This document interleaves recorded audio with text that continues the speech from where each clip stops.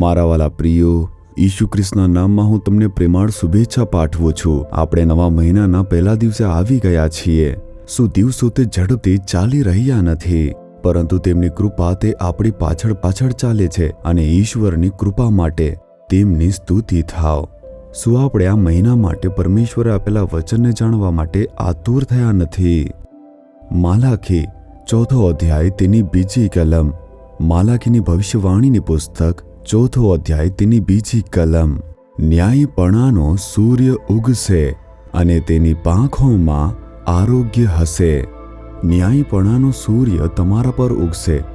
અંધકારથી ઘેરાયેલી આ દુનિયાની અંદર જ્યારે સવારના સમયે સૂર્ય ઉગે છે, બધો અંધકાર પોતાની મેળે ભાગી જશે અને જે લોકો હોય છે તે ખૂબ જ આનંદિત થઈ જાય છે। જ્યારે અંધકાર ઘેરાય છે, ભલે આપણે આટલી બધી લાઇટનો ઉપયોગ કરીએ, ત્યારે મનની અંદર અંધકારનો થોડોક પ્રભાવ કે થોડીક ક્ષતિ રહે છે, પરંતુ જ્યારે પ્રકાશ આવે છે, પ્રભાવિત થયું બધું સામાન્ય થઈ જશે। તમારા મનને પરેશાન કરનાર આજે એવું કંઈક છે જે શૈતાન લાવે છે, તે અંધકાર દ્વારા પરેશાનીઓ છે। એક બાજુ પ્રકાશ, બીજી બાજુ અંધકાર, આવી એક પરિસ્થિતિ તમારા જીવનમાં હોઈ શકે। હાલના સમયમાં જ્યારે હું એક સભામાં ગયો હતો, એક બહેન સ્ટેજ પર આવી અને આ રીતે સાક્ષી આપી। મને હંમેશા મારામાં કોઈક ડર રહેતો હતો। એવું લાગતું હતું કે જાણે કોઈ અંધકાર મને ઘેરી લે છે। હું રાત્રે શાંતિથી ઊંઘી શકતી ન હતી। હંમેશા અંધકાર ઘેરાયેલો લાગતો હતો। મને દિવસ અને રાત અંધકાર આસપાસ એવું લાગતું હતું। હું ખૂબ જ હતાશ હતી, પરંતુ જ્યારે હું આવી ખ્રિસ્તી સભામાં આવી હતી, તેઓએ પરમેશ્વરની સામર્થ્ય માટે પ્રાર્થના કરી કે તે બધાને સ્પર્શ કરે।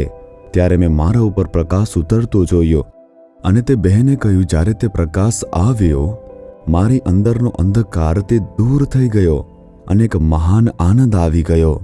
તે પ્રકાશે મને વર્ષોથી મારી અંદર રહેલા અંધકારને દૂર કરીને એક મહાન આનંદ આપ્યો। તેથી જ્યારે પ્રકાશ આવે છે, અંધકાર આપમેળે દૂર થશે અને મહાન આનંદ પ્રવેશ કરશે। તમારા જીવનમાં પણ શૈતાન કેટલીક સમયે પાપનો અંધકાર લાવ્યો હશે, માંદગીનો અંધકાર લાવ્યો હશે, ભયનો અંધકાર લાવ્યો હશે, હતાશાનો ભય તે લાવ્યો હશે, નિરાશા જેવા પ્રકારનો અંધકાર પણ તે લાવ્યો હશે, ચિંતા અને દુઃખનો અંધકાર પણ તે લાવ્યો હશે। કેટલાક અંધકાર તમારા હૃદયને અસર કરી શકે અને તે તમારા જીવનમાં હતાશા અને પરેશાની લાવી શકે છે। તેને સંપૂર્ણપણે દૂર કરવાનો એક જ માર્ગ છે ન્યાયપણાનો સૂર્ય। આ ન્યાયપણાનો સૂર્ય કોણ છે? ઈસુ ખ્રિસ્ત, ન્યાયપણાનો સૂર્ય। તે આ દુનિયામાં ન્યાયપણાના સૂર્ય તરીકે આવ્યા। એટલા માટે તેમણે કહ્યું કે હું જગતની જ્યોતિ છું। તે જગતના પ્રકાશ છે, સાચા પ્રકાશ છે। જ્યારે તે ન્યાયપણાનો સૂર્ય તમારા જીવનમાં આવશે, ત્યારે તમારા જીવનનો જે પણ અંધકાર છે તે આપમેળે દૂર થઈ જશે। આ અંધકારને દૂર કરવા માટે તેમણે વધસ્તંભ પર પોતાનું બલિદાન આપ્યું। તેમણે પોતાનું લોહી વેવડાવ્યું, શૈતાન ઉપર વિજય મેળવ્યો। તેથી જ્યારે તે તમારા જીવનમાં આવશે, બધો અંધકાર દૂર થઈ જશે।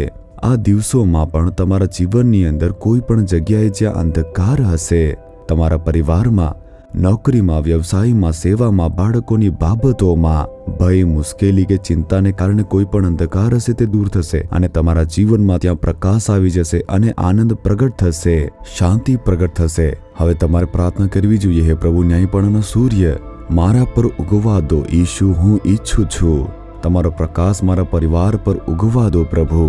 જો તમે કહેશો, તમે પ્રકાશ આવતાની સાથે પરિસ્થિતિ બદલાતી જોશો। શું આપણે આવી પ્રાર્થના કરીશું?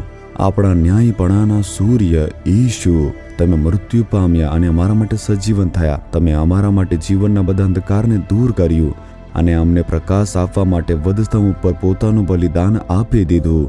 આ પુત્ર અને આ પુત્રી, તેમના જીવનની અંદર તમારો પ્રકાશ તે પ્રગટ થવા દો, જેનાથી તેમના જીવનનો જે અંધકાર છે તે દૂર થઈ જાય।